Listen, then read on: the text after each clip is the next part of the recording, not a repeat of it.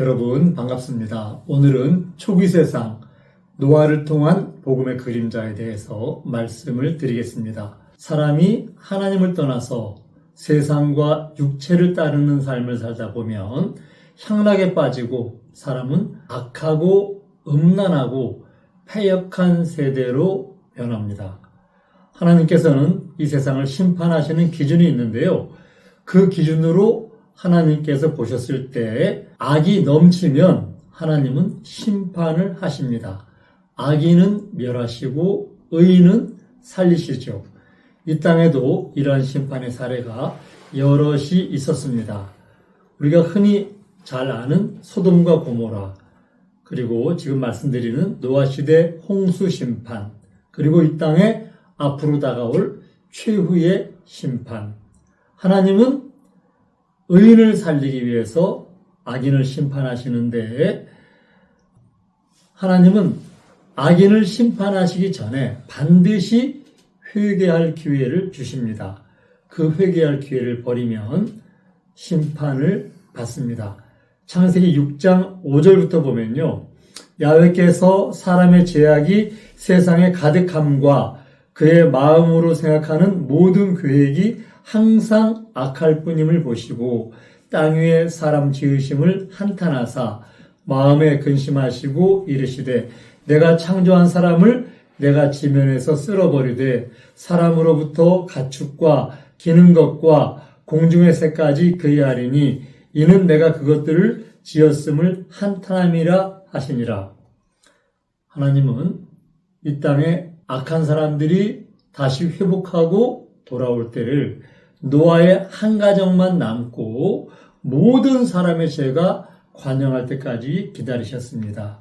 그리고 이제는 더 이상 참을 수 없는 노아 한 가정 외에 다 악함을 보시고 이제 이 땅을 심판하기로 결정을 하십니다. 그런데 하나님이 심판을 하시는 도구가 여러 가지가 있는데 물로 심판하는 것을 하나님은 결정을 하십니다.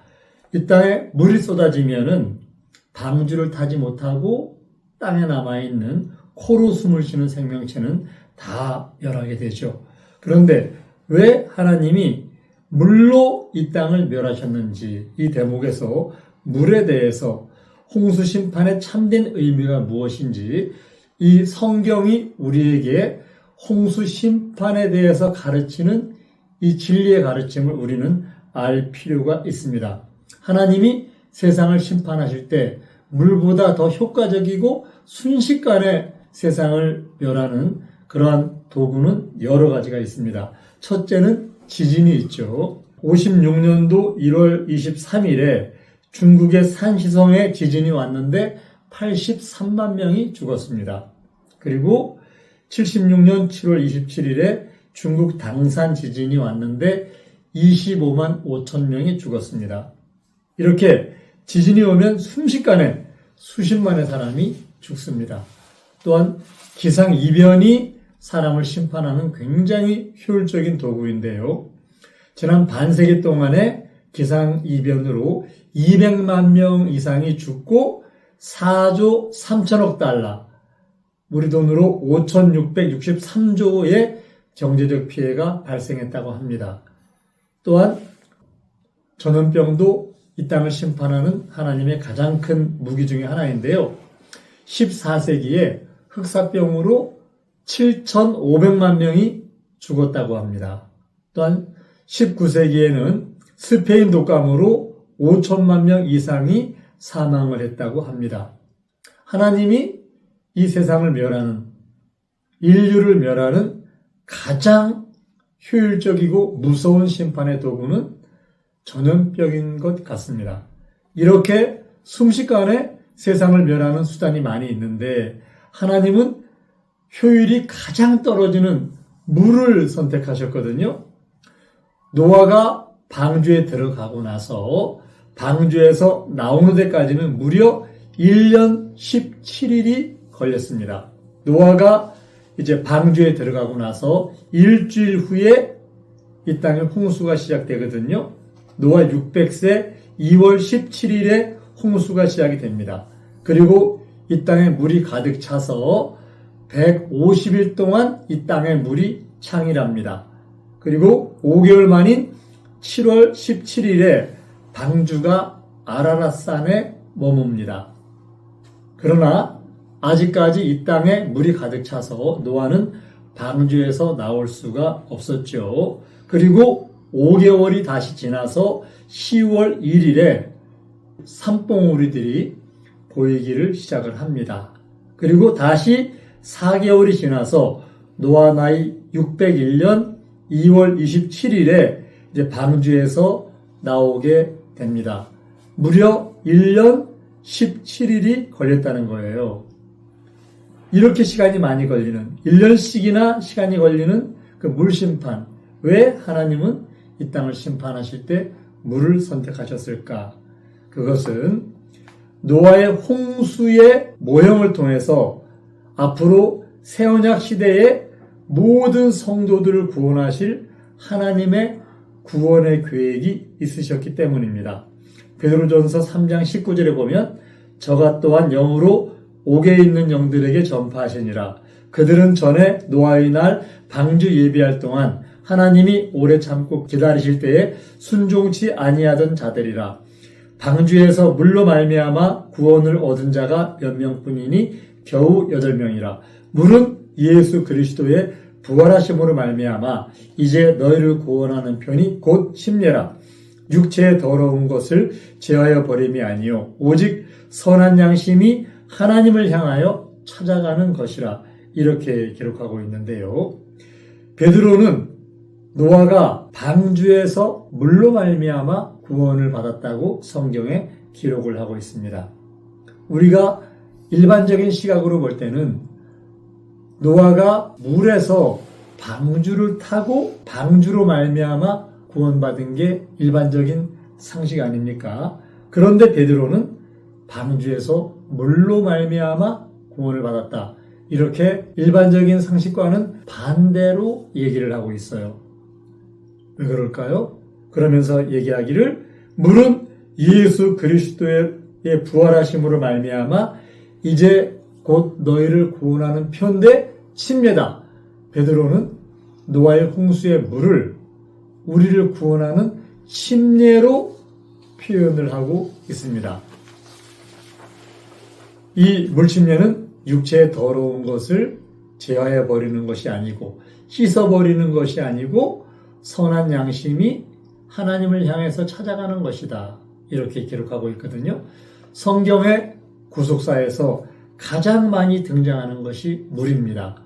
물에 대한 기록은 성경에 큰 엄청난 그런 사건들이 몇 개 있는데요. 그 대표적인 게 바로 노아의 홍수와 또한 홍해바다를 통해서 이스라엘 민족들이 구원받는 그 사건. 이 사건을 성경은 모두 다 바로 침례에 대한 모형과 그림자다. 이렇게 기록하고 있죠. 베드로는 노아가 물에서 구원받았는데 이 물이 바로 구원의 표 침례다. 이렇게 얘기를 하고 있고요. 사도 바울은 홍해바다에서 이스라엘 민족들이 물로 말미암아 구원받은 사건을 우리 조상들이 모세에게 속해서 바다에서 침례를 받았다. 이렇게 침례로 기록하고 있습니다. 바로 홍해바다 사건이나 노아의 홍수를 침례에 대한 그림자, 복음에 대한 그림자로 얘기를 하고 있는 거지요.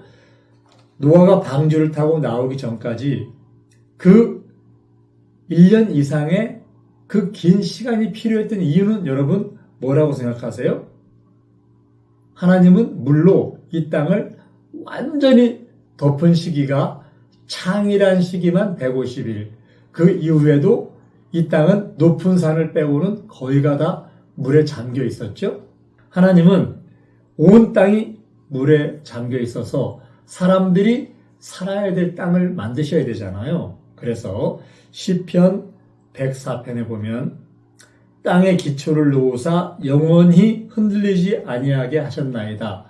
옷으로 덮은 같이 주께서 땅을 깊은 바다로 덮으심에 물이 산들 위로 솟아올랐으나 주께서 꾸짖으심에 물은 도망하여 주의 우레소리로 말미암아 빨리 가며 주께서 그들을 위하여 정하여 주신 것으로 흘러갔고 산은 오르고 골짜기는 내려갔나이다. 주께서 물의 경계를 정하여 넘치지 못하게 하시며 다시 돌아와 땅을 덮지 못하게 하셨나이다. 자, 하나님께서 물에 잠겨 있는 땅에 사람이 사는 환경을 만드시기 위해서 이제 땅이 드러나야 되잖아요. 그래서 하나님이 어떻게 하셨나요?